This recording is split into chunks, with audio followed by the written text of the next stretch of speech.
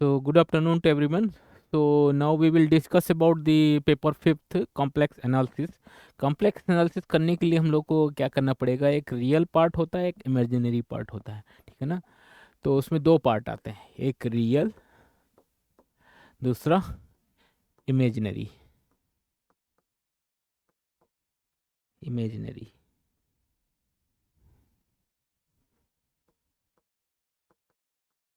ठीक है। तो मान लिया कोई फंक्शन है z equal to x plus i y है, x plus i times y. तो इस टाइप के फंक्शन को क्या बोल देते हैं, कॉम्प्लेक्स फंक्शन बोल देते हैं, ठीक है। तो कॉम्प्लेक्स के लिए हम लोग को अगर रियल पार्ट देखना है तो रियल पार्ट में ये हो जाएगा, इमेजिनरी पार्ट में ये वाई हो जाएगा। तो इसका अगर देखेंगे तो रियल पार्ट ऑफ जेड इस टाइप से लिखते हैं, और ऑफ हटा, ऑफ नहीं लिखते हैं जब हम लोग उसमें लिखेंगे मैथमेटिक्स में, तो ऑफ नहीं लेंगे, इसको लिखेंगे real part of Z, real part of imaginary part of Z. तो रियल पार्ट ऑफ जेड कितना हो गया, x, imaginary part of Z कितना हो गया, वाई, ठीक है ना। इसी तरह से अगर ई टू पावर आई थीटा को देखा जाए, ई टू पावर आई थीटा को हम लोग लिख सकते हैं cos theta plus i sine theta, ठीक है ना। तो ये रियल पार्ट हो गया और ये इमेजिनरी पार्ट हो गया, ठीक है ना। तो real part of i e to power i theta क्या हो गया, cos theta. Imaginary part of i theta क्या हो गया, साइन थीटा।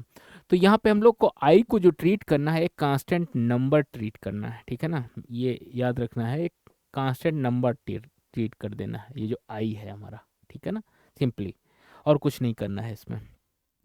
अब चलते हैं हम लोग, एनालिटिक फंक्शन क्या होता है, analytic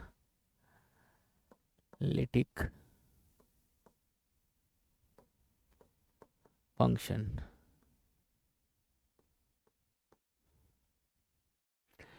a function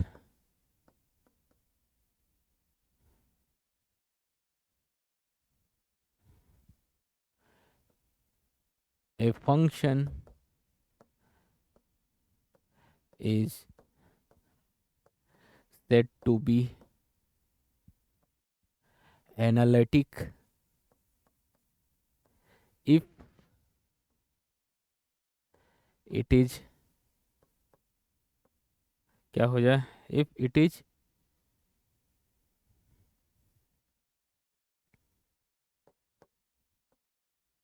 number one, पहली condition, single valued,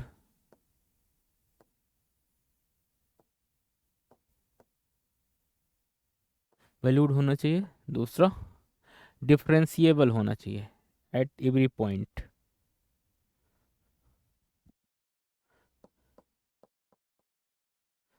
differentiable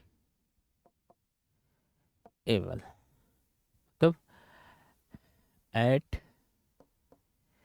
every point in a region. मान लिया आर है, कोई रीजन आर है, तो दो कंडीशन हम लोग को एनालिटिक फंक्शन को के लिए चाहिए। पहला है सिंगल वैल्यूड होना चाहिए, दूसरा डिफरेंशिएबल होना चाहिए, या इट हैज़ डेरिवेटिव, ठीक है। तो ये दो कंडीशन अगर सेटिस्फाई करती है तो फंक्शन को क्या कह देते हैं, analytic function.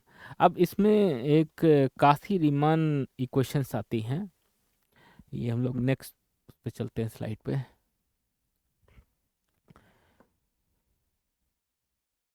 CAUCHY,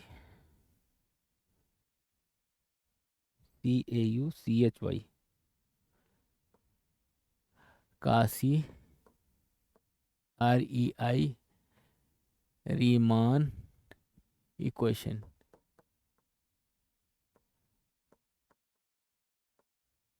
for analytic function. Cauchy Riemann equation क्या है, if a function f z equal to u x y plus i times v x y हो। अगर ये एफ जेड कोई फंक्शन है जो कि एनालिटिक है, फंक्शन इज एनालिटिक, एनालिटिक मतलब it is single valued and also it is differentiable, it has derivative, analytic, then Cauchy-Riemann equation satisfy the following condition, satisfy the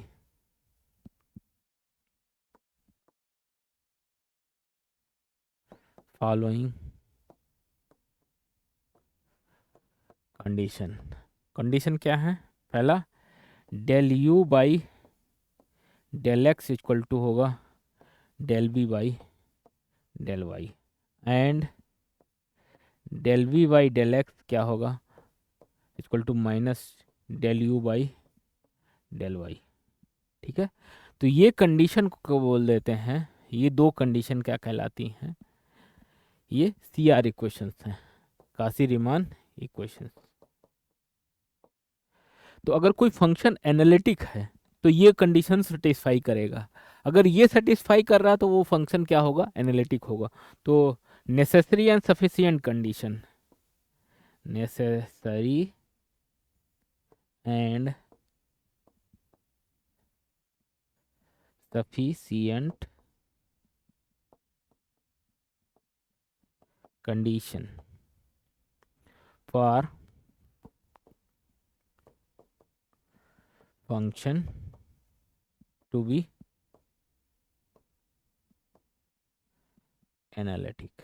अगर कोई फंक्शन को analytic proof करना है तो आप लोग को क्या करना पड़ेगा? ये जो काशी-रीमान इक्वेशंस हैं ये सेटिस्फाई होना चाहिए।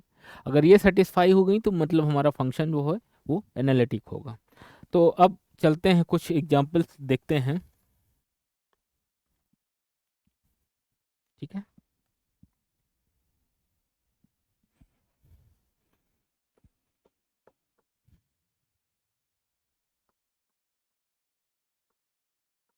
एग्जांपल्स,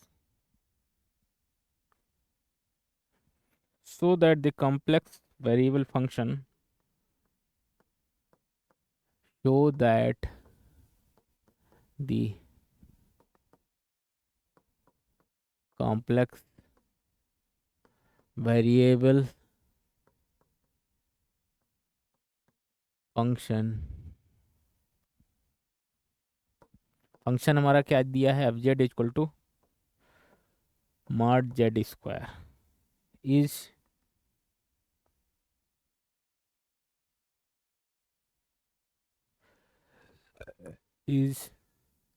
एनालिटिक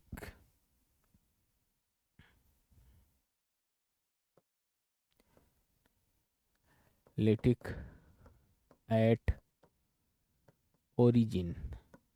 ओरिजिन मतलब x equal to 0, y equal to 0 पे ये क्या होगा? एनालिटिक होगा। ठीक है, अब इसको सोल्यूशन के लिए हम लोग क्या करेंगे?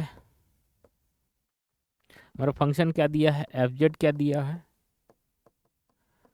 Mod z square, where z क्या है? जेड क्या है? X plus i y. ठीक है, एक्स को, जेड को हम लोग लिख सकते हैं एक्स प्लस आई वाई। तो एफ जेड कितना हो जाएगा? U plus i times v. ये हमारा वहाँ से लिया, अगर कोई फंक्शन एनालिटिक है। ठीक है, और हमारा दिया है f Z mod z square. ठीक है, तो अब यहाँ पे ये जेड स्क्वायर की वैल्यू कितनी हो जाएगी? यहाँ पे अगर जेड स्क्वायर करेंगे तो ये हो जाएगा एक्स स्क्वायर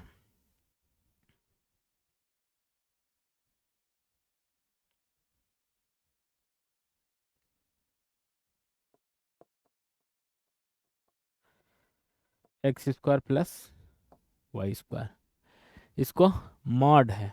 ठीक है ना, तो x square plus i y square, तो x square plus y square हो गया। तो इसमें यू कितना हो गया? Comparing this 1 and 2,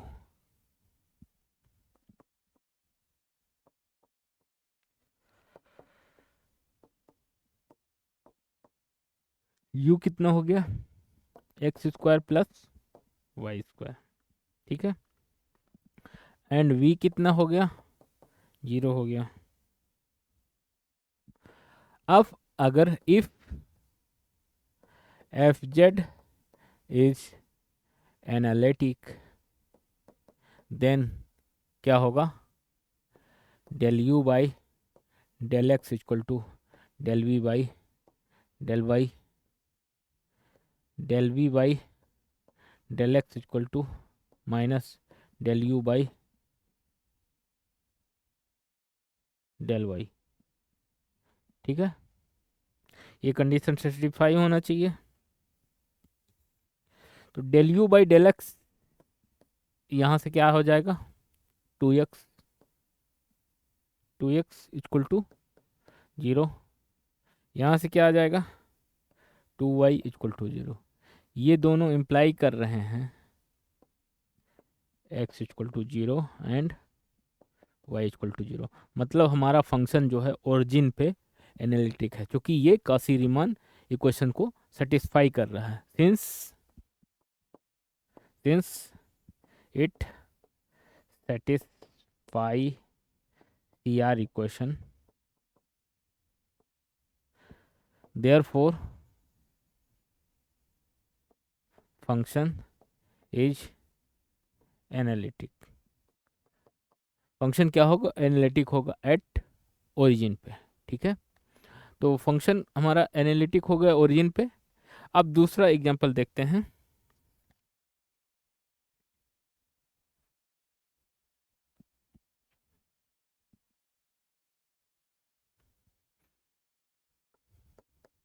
example 2,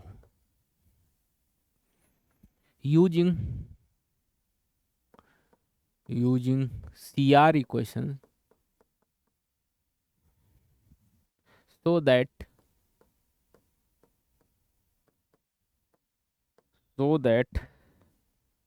fz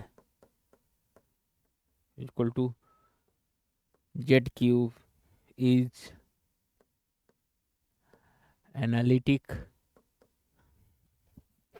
in the entire z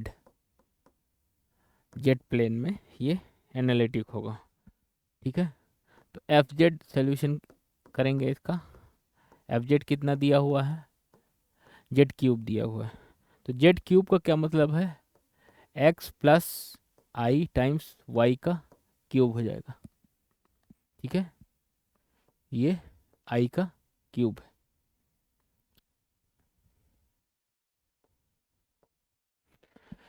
तो जेड हमारा एक्स प्लस आई वाई है, x plus i times Y है। तो जेड क्यूब, इसको खोलेंगे क्यूब को, तो जब खोलेंगे तो एफ जेड हमारा जो आएगा x cube minus 3x y square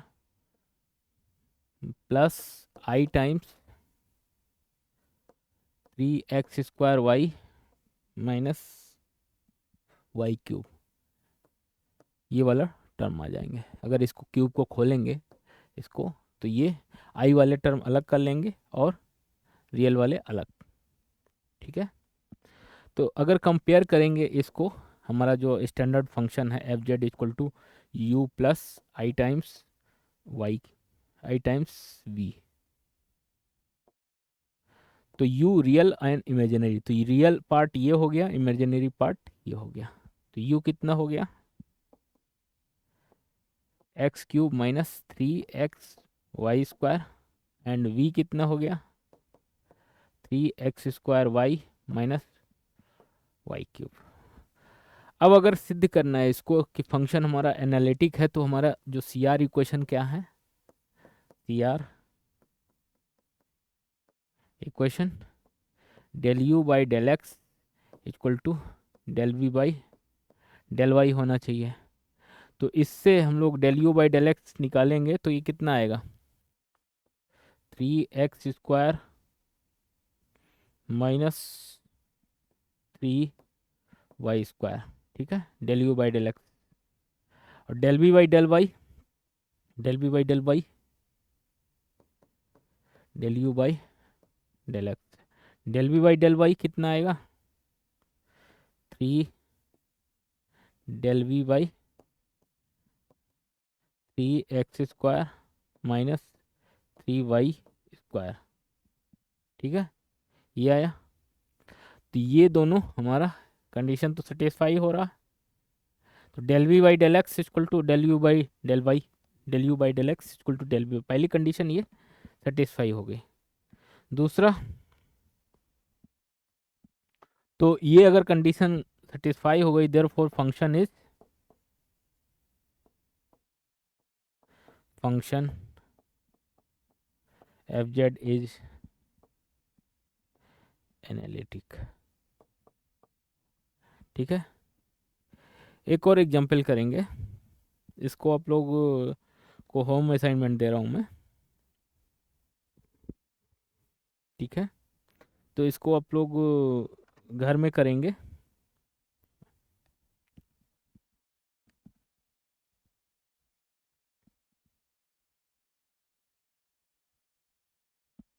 so that example 3, so that the function क्या है, e to the power x cos y plus I sin y is an analytic function।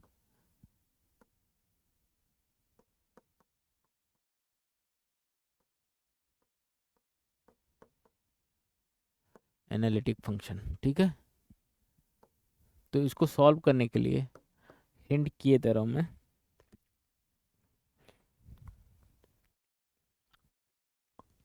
तो सबसे पहले एफ जेड जो दिया हुआ है वो रख लेंगे, u प्लस आई वी के टर्म में u निकाल लेंगे और v निकाल लेंगे, and then C R equation लगा देंगे, del u by del x equal to del v by del y, del v by del x equal to minus del u by del y. ठीक है, तो ये दो condition अगर satisfy हो गई देन फंक्शन हमारा एनालिटिक होगा।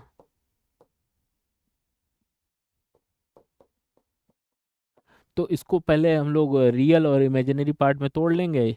यू की वैल्यू कितनी हो जाएगी, e to the power x cos y, और वी की value e to the power x sine y. ठीक है ना, अब इसके बाद ये कंडीशन सेटिस्फाई होगी तो एनालिटिक होगा फंक्शन, अदरवाइज ये क्या होगा, नॉन एनालिटिक होगा। अगर ये कंडीशन सी आर इक्वेशन अगर सेटिस्फाई हो गई देन उस फंक्शन को क्या बोल देते हैं, एनालिटिक फंक्शन। ठीक है ना, तो मोस्ट इम्पॉर्टेंट चीज़ है ये कि हमको सी आर इक्वेशन याद रखना पड़ेगा और जस्ट उसको फ्रैक्शनलाइज कर लेंगे रियल और इमेजिनरी पार्ट में। तो जस्ट एक बार क्विकली रिवाइज कर लेते हैं हम लोग ने आज क्या क्या पढ़ा।